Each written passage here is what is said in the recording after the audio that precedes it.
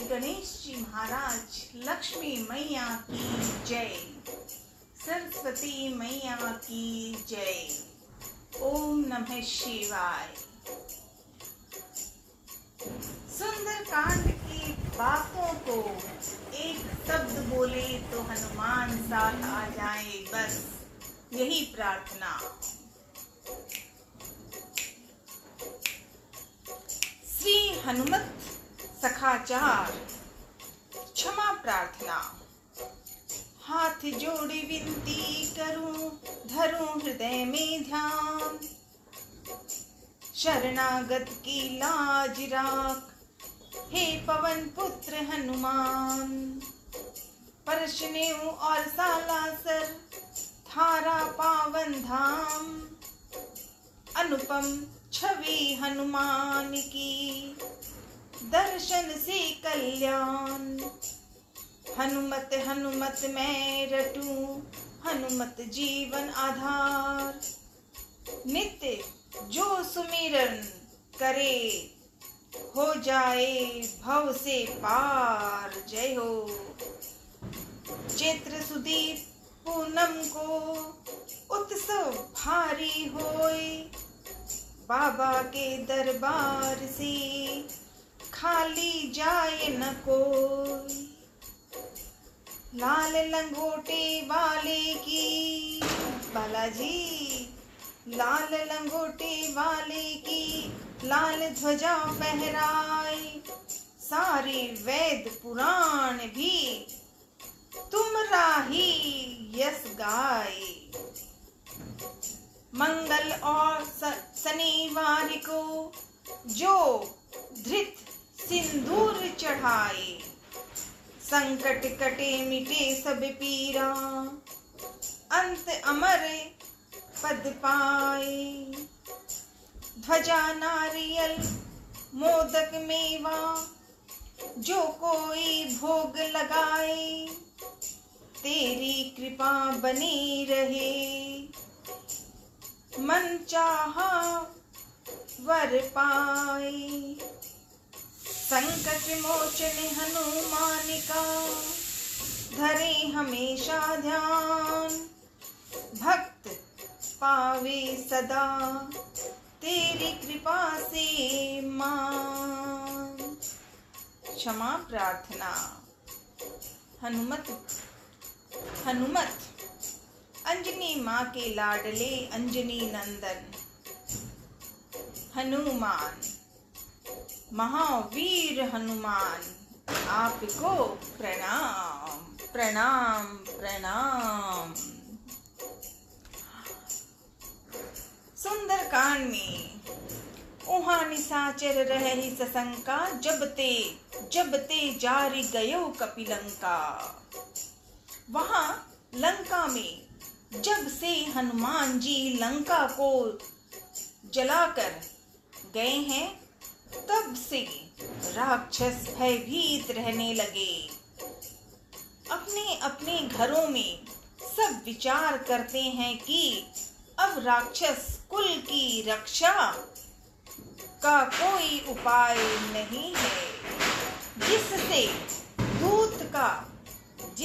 दूत का बल वर्णन नहीं किया जा सकता, उसके स्वयं नगर में आने पर कौन भलाई है। हम लोगों की बड़ी बुरी दशा होगी।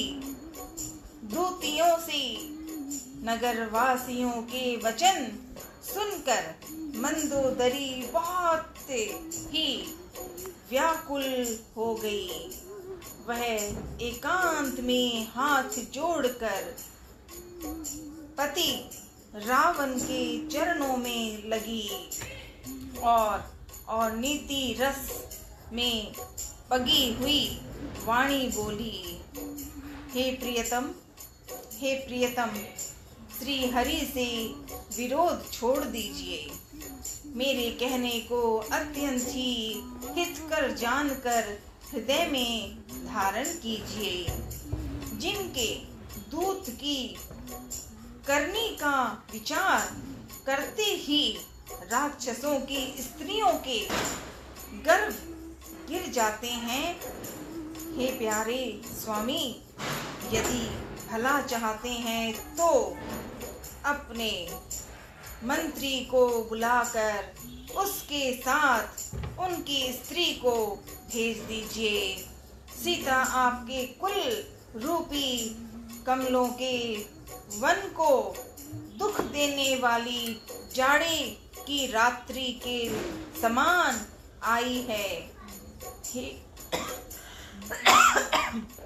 हे नाथ, सुनिए, सीता को दिए लौटाए बिना शंभु और ब्रह्मा के किए भी आपका भला नहीं हो सकता।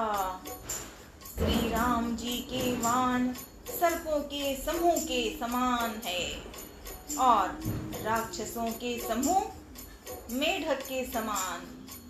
जब तक वे इन्हें ग्रस्त नहीं लेते, निगल नहीं जाते, तब तक हट छोड़कर उपाय कर लीजिए।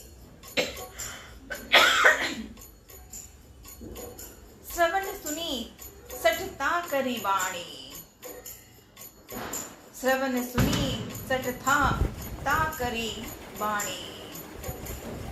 मूर्ख और जगत प्रसिद्ध अभिमानी रावण कानों में उसकी वाणी सुनकर खूब हंसा और बोला, स्त्रियों का स्वभाव सचमुच ही बहुत डरपोक होता है। मंगल में भी भय करती हो। तुम्हारा मन हृदय बहुत ही कच्चा कमजोर है। यदि वानरों की सेना आवेगी तो बेचारे राक्षस उसे खाकर अपना जीवन निर्वाह करेंगे। लोकपाल भी जिसके डर से कांपते हैं, उसकी स्त्री डरती हो। यह बड़ी हंसी की बात है। रावण ने ऐसा कहकर हंसकर उसे हृदय से लगा लिया और ममता बढ़ाकर अधिक स्नेह दर्शाकर वह सभा में चला गया। मंदोदरी हृदय में चिंता करने लगी।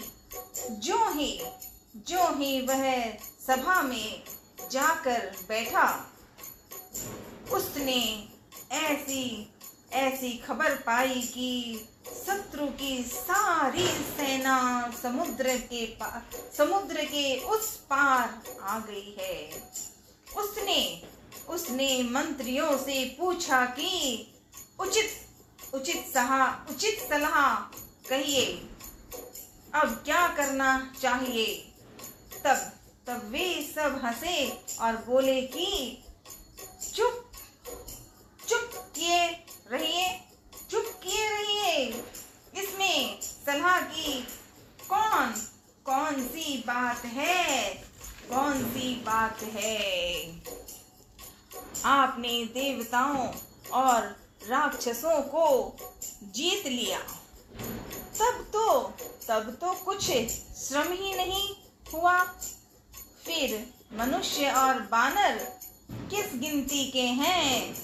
मंत्री, वैद्य और गुरु, ये तीन यदि अप्रसन्नता से के भय या लाभ के आशा से हित की बात न कहकर प्रिय बोलते हैं, ठकुर सुहाती कहने लगते हैं, तो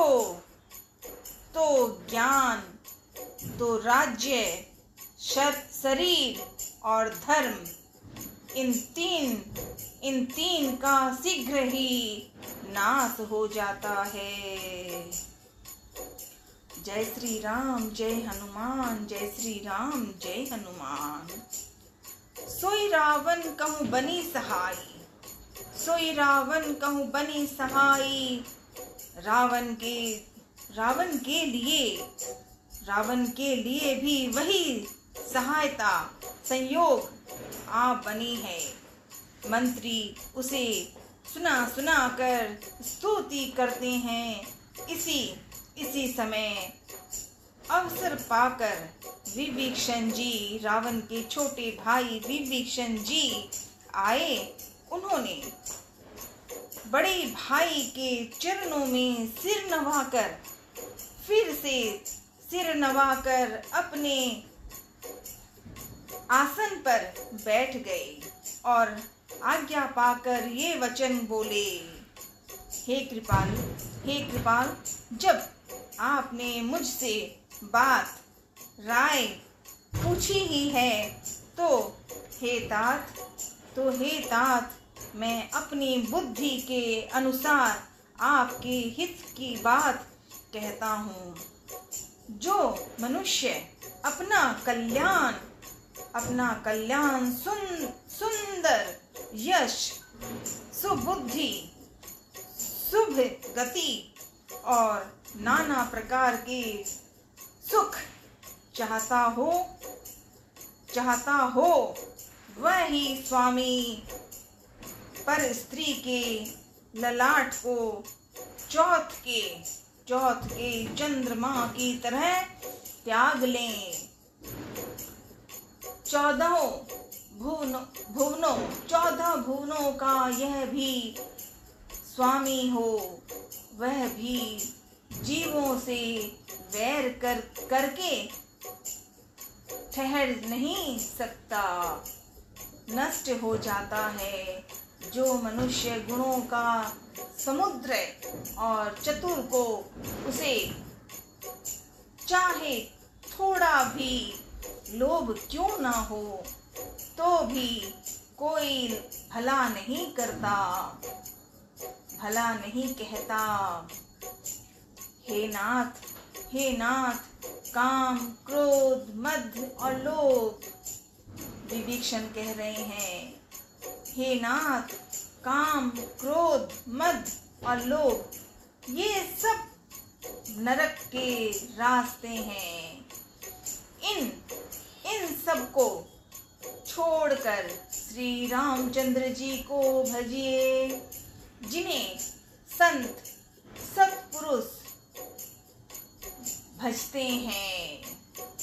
विभीषण जी ने ये बात कही अपने बड़े भाई रावण को और बड़े विस्तार से, प्रेम से, आदर से और ज्ञान से विभीषण ने रावण को कहा भी कि हे नाथ, काम, क्रोध, मद और लोभ ये सब नरक के रास्ते हैं। सुंदरकांड पाठ करने के एक एक बातों में जीवन का धाम भरा हुआ है, समझने की जरूरत है। विभीषण लंका का ही है, रावण का छोटा भाई है, पर ज्ञानी है, धर्म की बातों को समझते हैं। इसीलिए अपने भाई रावण को कहा कि काम, क्रोध, मद और लोभ। हम सब सुंदरकांड का पाठ जब करते हैं तो बोलने में सुनने की बात को सुनना और कही गई बात को समझना, ये अंतर है। अब यहाँ दो छोटे शब्द हैं, काम, क्रोध, मद और लोभ। ये सभी तो नरक हैं।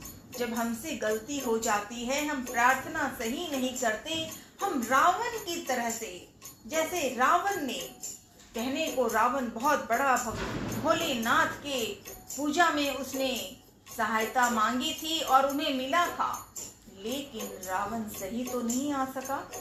वो काम, क्रोध, मद, लोभ, घमंड भी। काम कैसा? अपनी इच्छा का, न्याय के आधार पे नहीं, अपने लिए। क्रोध, वजह हो ना हो, बस क्रोध आ जाए तो आ जाए, नहीं पसंद है। हम जीवन में काम, क्रोध, मद, घमंड, चरित्र में या और भी कोई कमी या लोभ लालच ये सन में आ जाए तो ये सब नरक के रास्ते हैं और जीवन की बर्बादी यही है। इसीलिए तो हमें सुंदरकांड पढ़ना है और अर्थ को समझकर दिल की गहराई से विभीषण जैसे भाई को अपनाएं, रावण जैसे को नहीं। यही रामायण है, यही सुंदरकांड है, यही हनुमान जी हैं, अंजनी नंदन। जय श्री राम, जय हनुमान, जय अखाराम, राधे राधे। आज भी अमावस्या का दिन है। कल भी हुआ था दीपावली, आनंद उत्सव हुआ। कल राम की कथा, राम की बातें, राम का राज्याभिषेक, इन बातों पे दो दो शब्द ही सही, पर दीपावली का आनंद बस मानसिक प्रार्थना से किया। आज सुंदरकांड में थोड़ी सी बातें फिर से इस पर हमें सिखाएं और हम सीखते रहें। कल से सीखेंगे तात राम नहीं नर भूपाला, तात राम नहीं नर भूपाला, भुवनेश्वर कालहु कर काला। जय श्री राम। ओम नमः शिवाय, ओम नमः शिवाय। जय श्री बालाजी, दादोजी, माँ दधिमती कामाख्या की जय।